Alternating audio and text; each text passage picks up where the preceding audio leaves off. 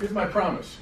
I'm not going to talk about laws, regulations, compliance, or any acronyms with too many consonants and not enough vowels. Okay?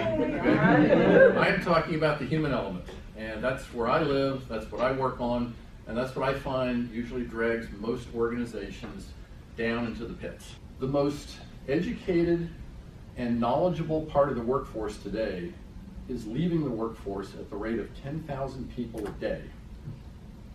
That's the baby boom generation. They're the ones that have all your institutional knowledge. They've been there for 10, 15, 20 years. They know how everything works, what doesn't work. When they leave, most companies are not prepared to capture that knowledge. The knowledge walks right out the door with them. From the newer generation that's entering the workforce, many companies' current cultures are considered stagnant. Old boy networks, not changing, not up on technology.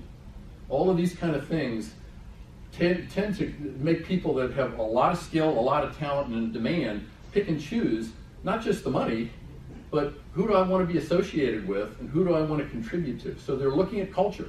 Second one, and this gets talked about a lot, soft skills. How many folks do you know that you may be working with or you know socially that you just wonder, I don't know how they can do their job because they can't look you in the eye when they talk to you, okay? They can't communicate.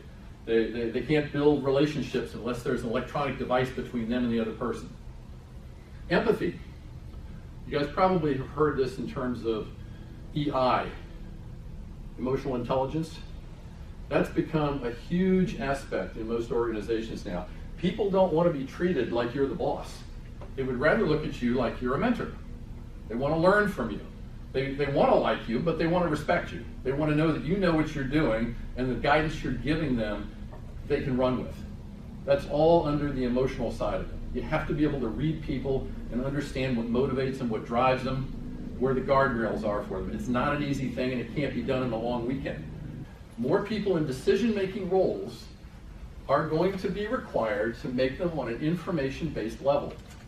Hip shooting is going out the window big time. Why? Because it's too costly. Wider range of knowledge. When I came up in the consumer products manufacturing industry, if you were in the sales pipe, that's where you lived. If you were in marketing, that's where you lived. Finance people, they live by themselves. Nobody else wanted to talk to them. You can't get away with that anymore. If you're the head of a logistics piece of a larger organization, you have to know the finance people, you have to know the sales people, you have to know everybody that makes a decision or has an impact on what you have to do in your location. There's simply no way to get around that. The siloed approach, although it's prevalent everywhere, is not going to last.